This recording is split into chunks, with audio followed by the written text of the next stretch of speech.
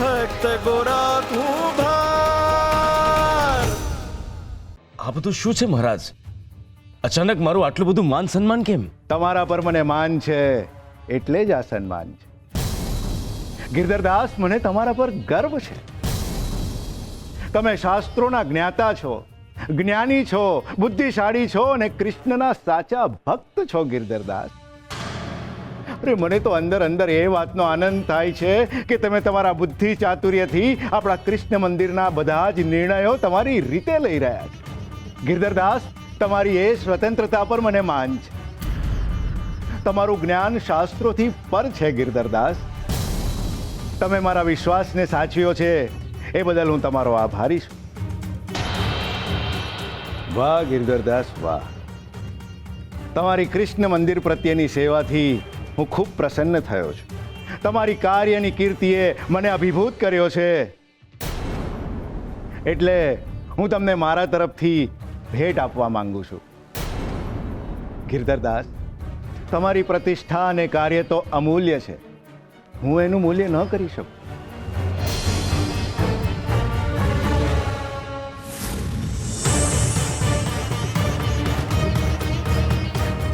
પણ આ નગરના રાજા તરીકે હું થોડી સોના મોહરો આપીને તમારા કાર્યને બિરદાવું છું.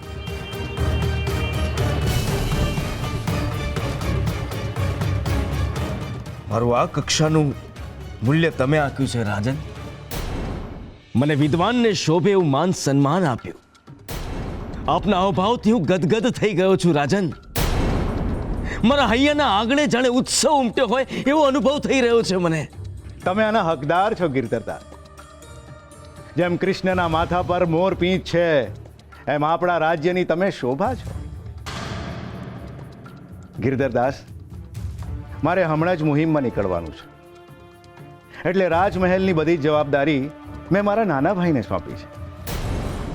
એટલે જ રાજમહેલમાંથી કોઈ પણ વ્યક્તિ બહાર નહીં જઈ શકે અને બહારથી કોઈ વ્યક્તિ રાજમહેલમાં નહીં આવી શકે. એટલે જ મને થાય છે કે જો ગ્રામજનોને કોઈ તકલીફ થાય તો હું સંભાળી લઈશ. આપ નિશ્ચિંત થઈને નીકળો રાજન. વાહ ગિરધરદાસ વાહ.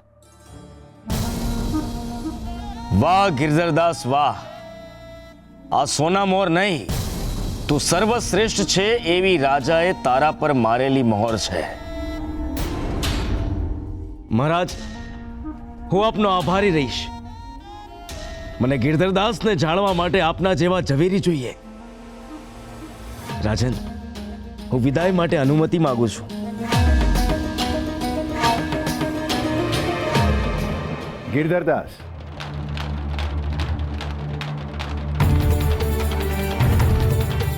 જલ્દી મળીશું. શ્રી હરિ નમો નારાયણાય.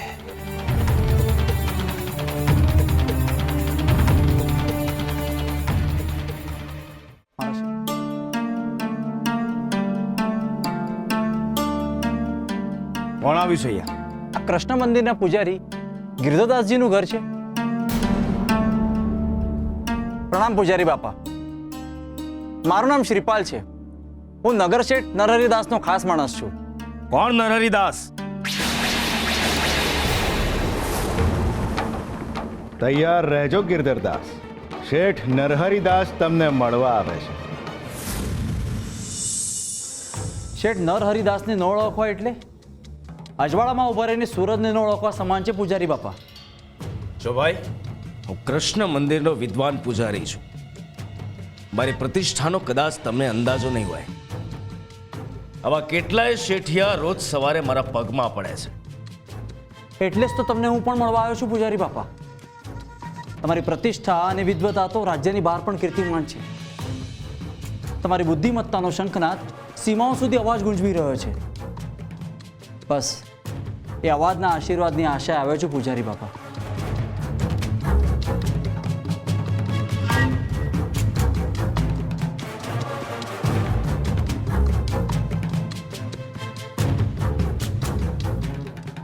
જો ભાઈ, મને ખબર નથી કે તમે કોણ છો, તમારા શેઠ કોણ છે ને તમને મારું શું કામ છે?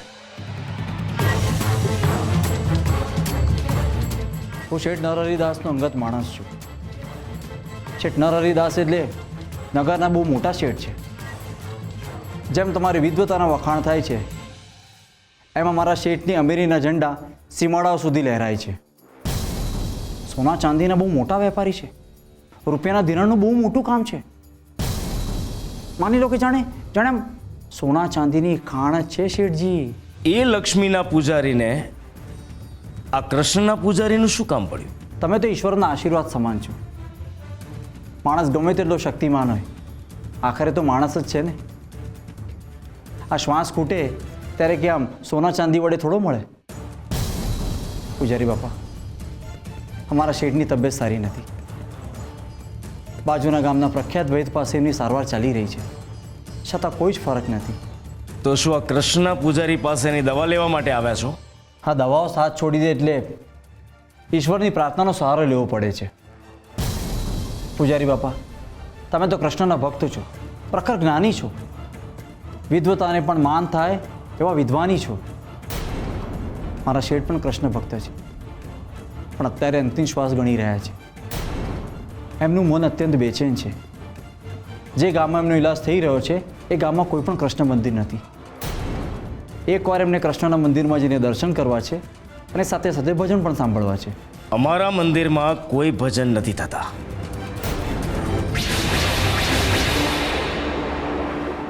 બાપા, હવે આપણને કૃષ્ણ મંદિરે કેટી ભજન ગાવા મળશે? અમારે ઘડીએ છે ને મંદિરે જવા ન મળ્યો. પપ્પા, મને બહુ મજા આવી હતી ભજન ગાવાની. હવે કોઈથી જવા નહીં મળે. બેટા, આ હંધુઈ છે ને હરિની ઈચ્છા પ્રમાણે હાલે છે. હવે હરિની ઈચ્છા થાય તો ફરી જવા મળશે. બાપા, તમે હરિને કહો ને કેવી ઈચ્છા કરે કે આપણને ફરી મંદિરે જવા મળે.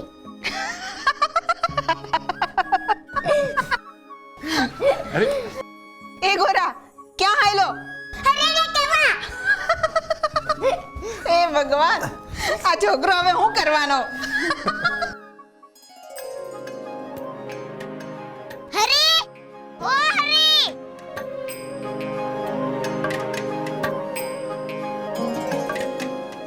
બોલો મારા નાના ભગત.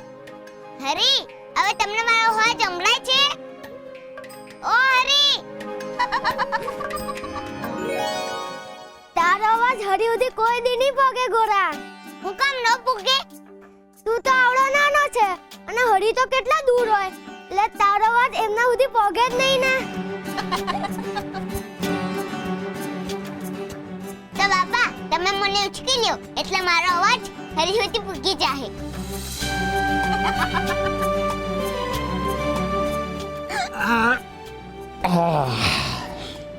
શ્રી હરિ. હરી, હવે તમને મારો અવાજ સંભળાય છે? બાપા, હજુ હરીને મારો હાથ નહીં સંભળાતો હોય. બેટા, આપણે જે બોલીને તે હંધુઈ હરિને સંભળાય. હરી, મારે તમારા મંદિરે ફરી ભજન ગાવા આવું છે. બાપા કહે છે કે જો તમારી ઈચ્છા હોય તો જ એવું શક્ય બને. હરી, તમે એવી ઈચ્છા કરો ને કે મને તમારા મંદિરે ફરી ભજન ગાવા મળે.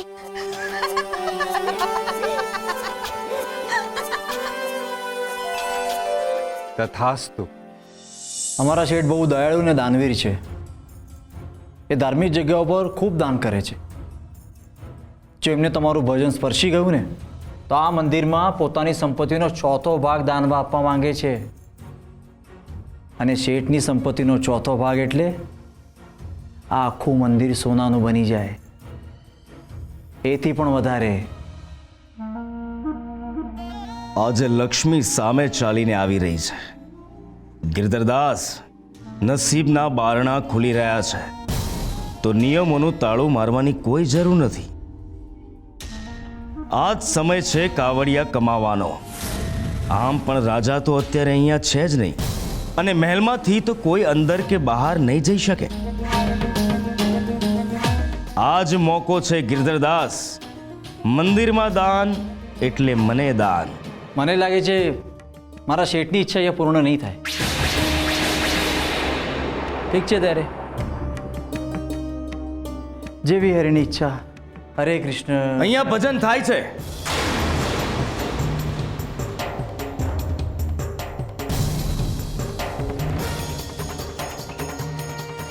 અમારા ગામમાં અતિ સુંદર અને કર્ણપ્રિય ભજનો થાય છે. અમારા ગામના ભગત પરમા અને એમનો દીકરો ગોરા એ ભજન ગાય એટલે કાનને ગંગા સ્નાન મળ્યાની તૃપ્તિ મળે. તમારા શેઠને નિરાશ નહીં થવું પડે. કોઈકનું ભલું કરવું એ જ અમારા મંદિરનો પહેલો નિયમ છે. તમારો ખૂબ ખૂબ આભાર પૂજારી બાપા. શેઠ તમને નિરાશ નહીં થવા દે. તમે ભજનની હા પાડી છે ને એટલે શેઠની ઈચ્છાનું માન રાખ્યું છે. પૂજારી બાપા, જો વાંધો ન હોય તો આવતીકાલે રાતે ભજન ગોઠવી દો. હા હા, ચોક્કસ, કેમ નહીં. આવતીકાલે તમારા શેઠને લઈને આવી જાજો. અમારું કૃષ્ણ મંદિર રાહ જોશે એના કૃષ્ણ ભક્તની. મને જવાની અનુમતિ આપો.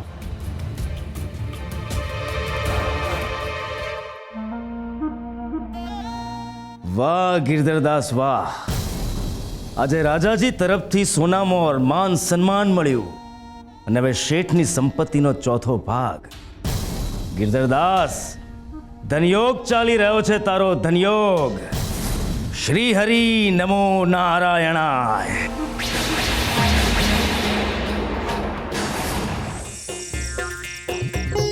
ગોરા, તારો એક દાંત તૂટી ગયો છે ને ધીમે ધીમે હંધાય દાંત તૂટી જશે ને ધીમે ધીમે તું બોખો થઈ જઈશ. એ ગોરા બોખો, ગોરા બોખો, ગોરા બોખો. ગોરા, હજી કાચું છે. એ સુરા કાચો, સુરા કાચો. હવે હું તને ફરાથી ઠપકારીશ. પણ વાતમાં આવીશ તો ને. અરે સંભાળીને પડશે નહીં. હે ભગવાન, અરે અંદર માટલા તૂટી જાય. માનતો કેમ નથી બેટા? ઉભા રહે તો. એ સુરા, ઉભા રહે. ના પડીને અંદર માટલા ફોડી નાખીશ તું. સમજતો નથી? ગોરા બેટા, કેમ છે?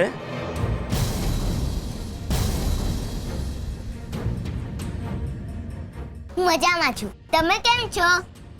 તમે આમ કોણ આવ્યા કૃષ્ણના મંદિરમાં એકલા મૂકીને? ગોરાબ, બેટા આવું ન બોલાય. હું કામ ન પૂછાય? પૂજારી બાપા, આ તો છે ને અમારો લપલપિયો કાચપો છે, એના સવાલો છે ને પૂરા નહીં થાય. આવો. પરમાં મારે તારું એક કામ છે. બોલો ને પૂજારી બાપા, આ માટલા દીવડા હું જોઈશી. અરે માટલા કે દીવડા જોઈતા હોત તો અહીંયા ધક્કો ન ખાત. મારે તારું એક અગત્યનું કામ છે. પરમાં, તારા ને તારા ઘર માટે હું શુભ સમાચાર લઈને આવ્યો છું.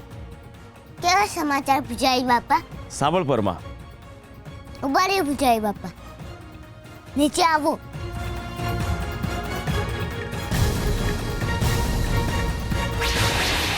હજી કાચું છે. એ ગોરા, આ પૂજારી બાપા છે. એમની જોડે આવી મસ્તી ન કરાય. તને સમજ નથી પડતી કોની જોડે મસ્તી કરાય ને ન કરાય? હા, માફ કરજો પૂજારી બાપા. અરે કઈ વાંધો નહીં. પરમાં, હું તને નિમંત્રણ આપવા માટે આવ્યો છું. નિમંત્રણ? શેનું નિમંત્રણ? નિમંત્રણ એટલે હું બાપા? બેટા હું તને પછી કહું છું. પરમાં, કાલે સાંજે તારે ને ગોરાએ આંખે પટ્ટી બાંધીને કૃષ્ણ મંદિરના પરિસરમાં ભજન ગાવા માટે આવવાનું છે.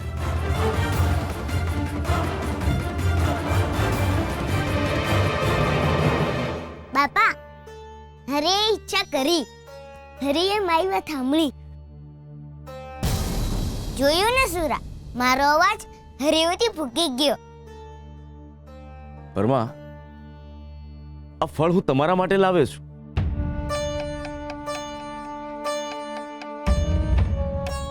આવતીકાલે સાંજે ભૂલ્યા વગર સમયસર આવી જાજો ભજન ગાવા માટે.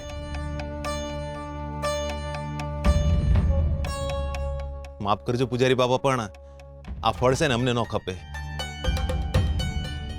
આ તમે જે નિમંત્રણ દીધું ને એ જ અમારા હાટું છે ને ફળ છે. ને પૂજારી બાપા, ભજનનું છે ને કાંઈ મહેનતાણું ન હોય. ભજન તો અમે અમારા આનંદ હાટું ગઈ છે. ભજન છે ને હરીને રીઝવવા હાટું ગઈ છે. તમે કહેજો ને એ ટાણે અમે આવી જાય.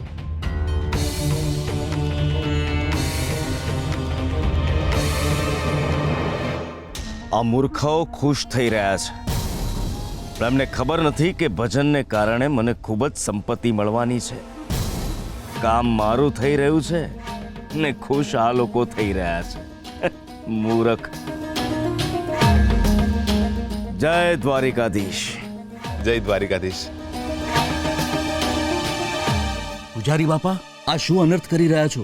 જો આ બંને જણા ગાશે તો તમારો બનાવેલો નિયમ તૂટશે, અને મહારાજને જો આની ખબર પડશે ને તો તમને સજા થશે. આ મૂર્ખ આવી ગયો હવનમાં હાડકા નાખવા. ન સ્થિતિ જુએ છે ન સમય જુએ છે.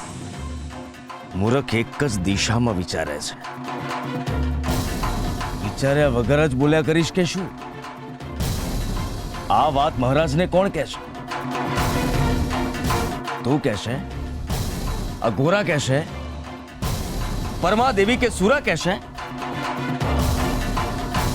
કોઈ કોઈને કઈ જ નહીં કે. સમજ્યો?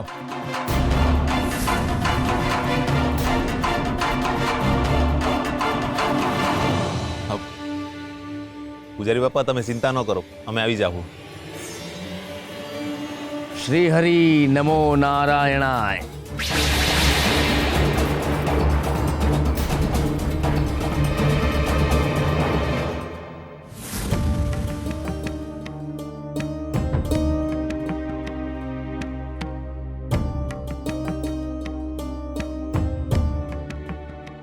તો અહીંયા કેમ આવી ગયો બેટા? તને તો ભજન ગાવા જવાનું બહુ મન હતું ને? હા બાપા, મારે ભજન ગાવા જાવું છે. પછી શું થયું? ત્યાંથી ભાગીને કેમ આવી ગયો? બાપા, મારાથી રાજાજી હમે બોલાઈ ગયું કે પૂજારી બાપા મને મંદિરે લઈ ગયા હતા. પછી હું થોડુંક બોલ્યો અને મને યાદ આવી ગયું કે નહોતું બોલવાનું, એટલે હું ત્યાંથી ભાગીને આવ્યું. પછી મને બળિયા કાકા મળ્યા, એટલે મેં એમને કીધું કે હું જાતે મંદિરે નહોતો ગયો, પૂજારી બાપા મને લઈ ગયા હતા. બેટા, તે એમને કેમ કીધું? હવે એરિયાની પૂજારી બાપાને કહી દેશે. ના, પણ એમને કીધું છે કે કોઈને નહીં કે. બેટા, એમને છે ને એ રીતે તારી પાસેથી વાત કઢાવી ને હવે જો રાજાને કહી દેશે ને તો રાજા એરિયાની પૂજારી બાપા પર નજર રાખશે બેટા. અને આવતીકાલે જો મહારાજને ખબર પડશે કે પૂજારી બાપાએ આપણને મંદિરના પરિસરમાં ભજન ગાવા બોલાવ્યા હતા તો બિચારા પૂજારી બાપાને સજા થાય.